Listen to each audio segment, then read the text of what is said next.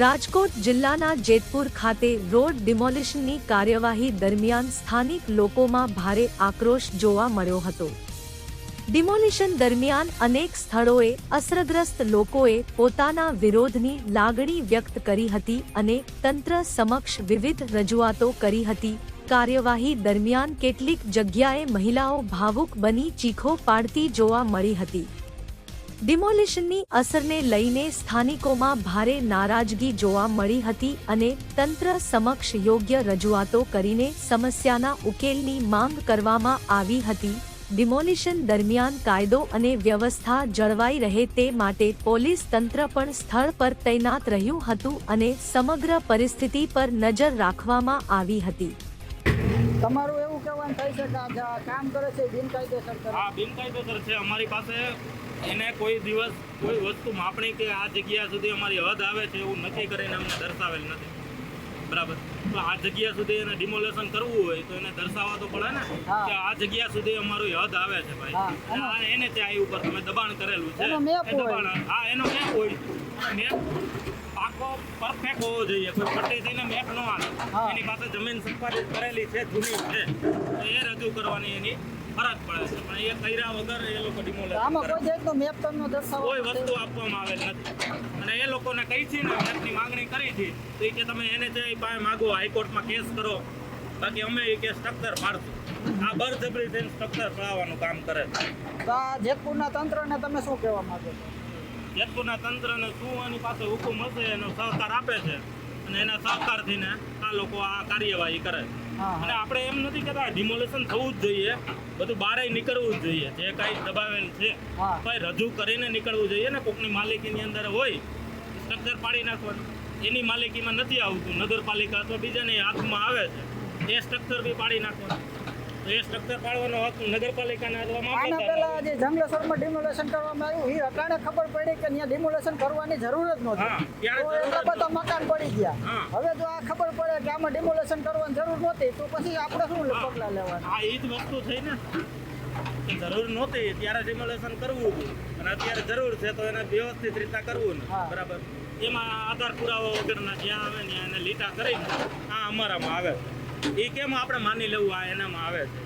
એને રજૂ તો કરવું પડે ને, અને રજૂ એ લોકો કરતા જ નથી। એને ત્યાં એના અધિકારીઓ છે એ બધા કોઈ વસ્તુ રજૂ કર્યા વગર બધી સ્ટ્રક્ચર પાડવા માંડ્યા, એને રજૂ કરવાનો હક બને।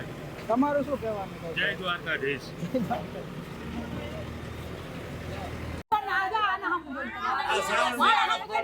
સરકારને ગમે તે વ્યવસ્થા કરી દેવી પડે। હા, આને કરી દેવી પડે, સાચી વાત છે। પૂજારી છે મંદિરના, એને કરી દેવી પડે।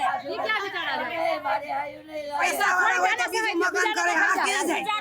આ લોધારા છે હાવ, આ નોધારા છે હાવ। શ્રાવણ મહિનો સમજીને નવાગઢના કોઈ માણસો એ દાન કરશે ને એ લેખે લાયક છે। શ્રાવણ મહિનામાં ન કરે તો હાલે, આ ડોહીમાં છે।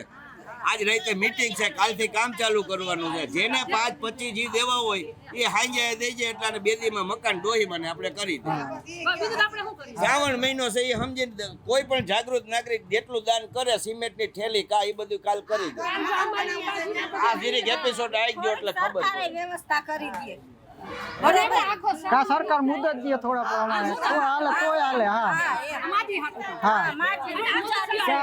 આ ચોમાહા પૂરતી મુદત દે તો એ આપણે કરી શકીએ એમ।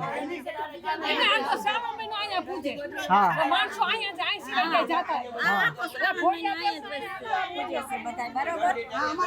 શ્રાવણ મહિના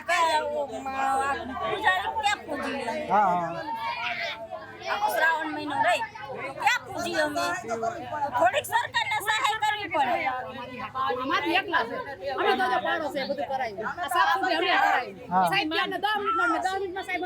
અને છોકરો છે ને પૂજા છોકરો છે એનો ભત્રીજો છે, પેટનું સંતાન નથી, એકલા હું જોવું જોઈએ ને, એમાં એકલા છે, ઘરનું માણા સહાય કરજે, થોડી સહાય કરજે, સરકારને એવી માંગણી કરી કે આપણે થોડી ઘણી સહાય કરી દઈએ। માંગણી કરી ડોહીમાં નો ધારા છે.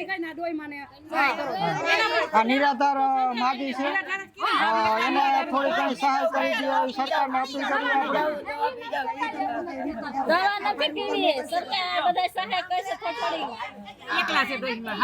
થોડીક સરકાર સહાય કરે થોડીક આપણે મદદ કરીએ હા મકાન થઈ જાય મંદિર હા હા હા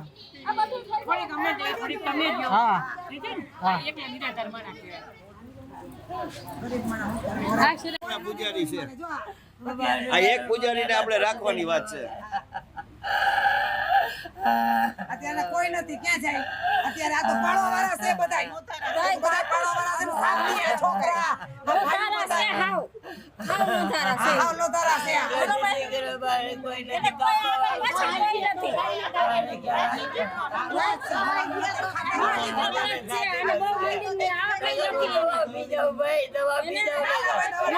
એવું ન કરાય માગો સામાન્ય પાળવા વાળા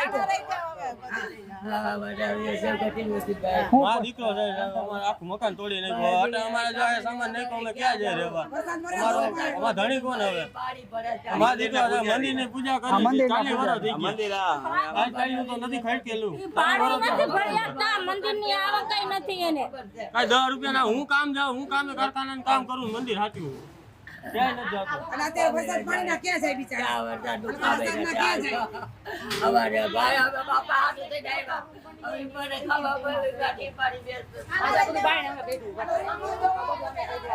એટલા માણસ તો શું કરી શકે બધા લોકો એરિયાના છે બધા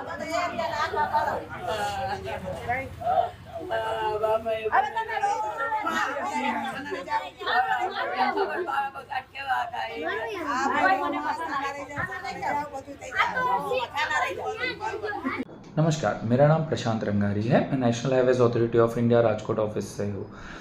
अभी हमारा फ़िलहाल जो जेतपुर सेक्शन है, जो पोरबंदर से जेतपुर नेशनल हाईवे 27 है, यहाँ पे जो भी एनक्रोच ऑक्यूपेंट्स थे, जो भी एनक्रोच लोकेशंस थी, वहाँ पे हम लोग अभी डिमोलिशन प्रोसेस हमारा स्टार्ट है, जो कि अभी 31 जुलाई तक वहाँ पे रहेगा।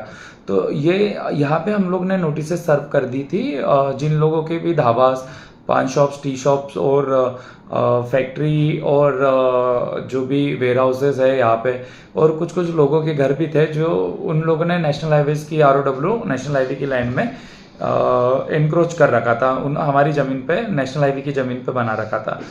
तो इस वजह से जो रोड यूज़र्स थे हमारे, उन लोग को थोड़ी सी इश्यूज़ हो रहे थे, जैसे कि सर्विस रोड के सेक्शन पे अगर ये लोग जहाँ पान शॉप्स और टी शॉप्स बना रखे थे, तो इस वजह से रोड यूज़र्स को इशू हो रहा था। और टर्निंग पॉइंट वगैरह पे इनकी पान शॉप्स और टी शॉप्स और बाकी भी ढाबाज वगैरह इतने बाहर तक आ रखे थे कि छोटी सड़क से जो हाईवे पे रोड यूज़र्स आ रहे थे उनको प्रॉपरली विजिबल नहीं रह रहा था, पूरा व्यू नहीं मिल रहा था कि सेफली वो लोग अपना टर्निंग रेडियस मिल पाया, वो गाड़ी घुमा पाए। इसीलिए हमने इनको फेब से ही नोटिस सर्व करना चालू कर दिया कि आप अपना जो भी एनक्रोच्ड ऑक्यूपेंट्स थे उन लोग को सर्व करना चालू कर दिए नोटिसेस कि आप अपना एनक्रोचमेंट हटा लीजिए, आप अपनी बाउंड्री, अपनी जो भी उनकी प्राइवेट प्रॉपर्टी की बाउंड्री है उस प्रॉपर्टी के अंतर्गत करें अपना जो भी कंस्ट्रक्शन है। बट फिर जब हम इन लोग को 3-4 महीने देने के बाद भी जब ये चीज़ें साइड से हमने नोटिस किया कि सारा इंक्रोचमेंट नहीं रिमूव हुआ, तो अभी फ़िलहाल हमारा यहाँ पे डिमोलिशन प्रोसेस कर रहे हैं हम लोग, जो इनक्रोच लोकेशन है वहाँ पे जो भी अतिक्रमण हुआ है वहाँ पे ये हम विद प्रॉपर पुलिस प्रोटेक्शन और जो भी हमारे लॉ एंड ऑर्डर्स है वो प्रॉपरली फॉलो करके कर रहे हैं, और ये हम रोड सेफ्टी को बढ़ावा देने के लिए कर रहे हैं। धन्यवाद।